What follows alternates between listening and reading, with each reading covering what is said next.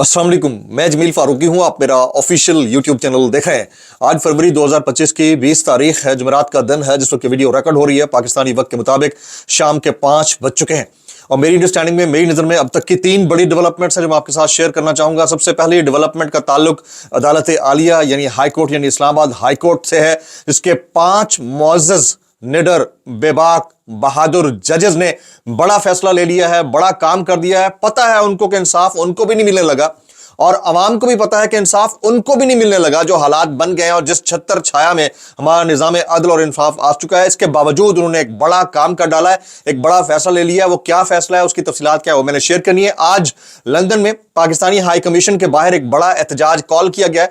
Barrister Shahzad Akbar साहब, doctor Shahbaz Gill साहब, doctor Arif Alvi साहब और मुतादिद बड़ी शख्सियात वहां पर इकट्ठा हो रही हैं और इकट्ठे होकर 26 नवंबर को जो कुछ पाकिस्तान के फेडरल कैपिटल यानी इस्लामाबाद के अंदर होता रहा, उसके खिलाफ मुजाहरा करने जा रही हैं। इस वक्त जिस वक्त आप ये वीडियो रिकॉर्ड देख रहे होंगे, हो सकता है उस वक्त इसका आगाज हो चुका हो। उसका एग्जैक्ट टाइम क्या है, उसकी तफसीलात क्या है, वो मैंने शेयर करनी है। इसके अलावा पाकिस्तान तहरीक इंसाफ की वो मरकजी कमेटी जो इमरान खान साहब की रिहाई के हवाले से लाहे अमल तजवीज़ दे रही है, उस मरकजी कमेटी के अंदर भी एक फूट पड़ चुकी है, एक दरार पड़ चुकी है।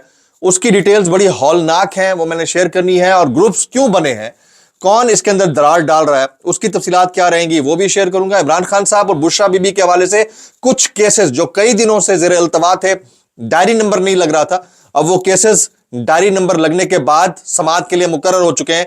वो कौन से केसेस हैं, उसकी तफसीलात क्या है, वो शेयर करूंगा। कुछ वायरल ट्वीट्स, वायरल बयानात भी, इसलिए गुजारिश है कि आपने वीडियो को शुरू से आखिर तक देखना है।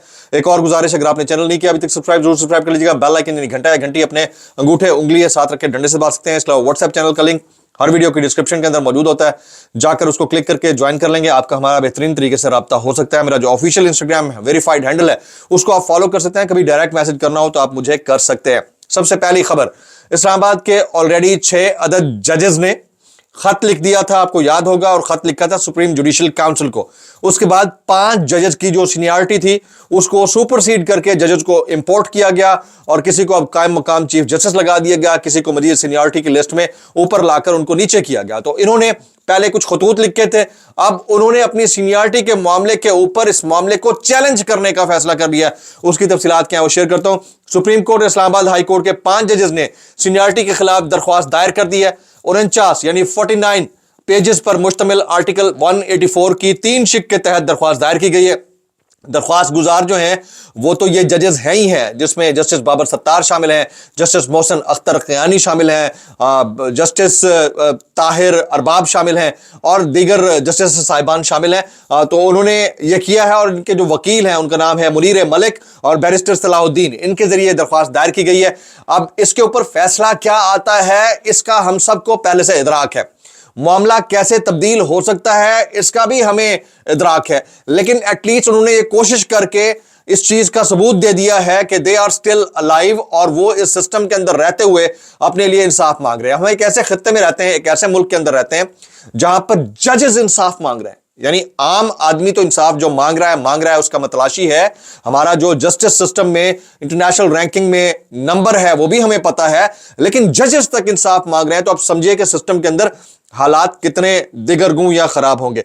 वो डिटेल्स ही मैं आपके साथ शेयर करना चाह रहा था। अब आ जाते हैं इमरान खान साहब के ऊपर। इमरान खान और बुशरा बीबी के कुछ केसेस हैं, उसका डायरी नंबर लगा है। इमरान खान और बुशरा बीबी की 190 मिलियन पाउंड रेफरेंस में एहतसाब अदालत से सजा का फैसला कलअदम करार देने के लिए इस्लामाबाद हाई कोर्ट में दायर अपीलों को डायरी नंबर अलॉट कर दिया गया है। इमरान खान की अपील को 63/2025 जबकि बुशरा बीबी की अपील को 64/2025 नंबर अलॉट किया गया है।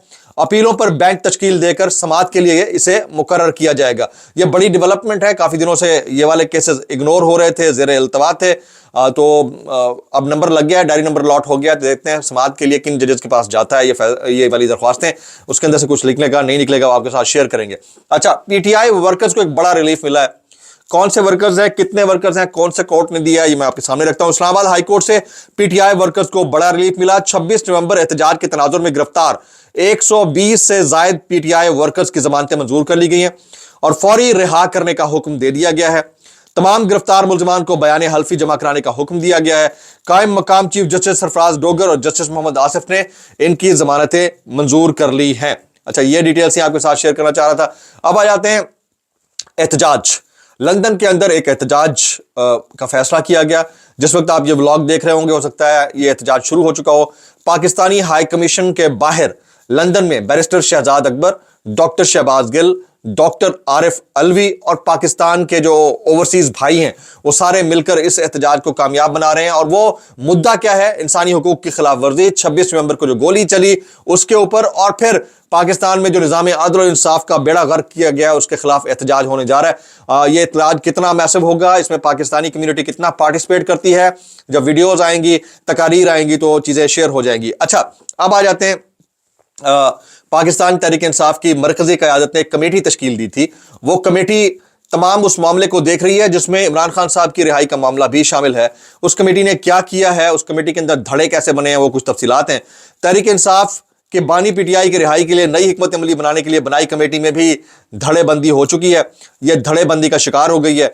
11 रुकनी कमेटी 2 हिस्सों में तकसीम हो गई है। तहरीक इंसाफ की पॉलिटिकल कमेटी ने 11 रुकनी ज़ैली कमेटी तश्कील दी थी। ज़ैली कमेटी का गुज़िश्ता रोज़ 4 बजे इजलास बुलाया गया। इजलास के लिए अली मोहम्मद खान, साहिबजादा हामिद रजा, रऊफ हसन और दीगर इंतजार करते रहे। सलमान अकरम राजा, उमर अयूब समेत दीगर कोई भी इजलास में शरीक नहीं हो सका। क्यों नहीं हुआ भाई? ये आपस में बैठकर तय कर ले कि आपके दरमियान में असल लड़ाई चल क्या रही है।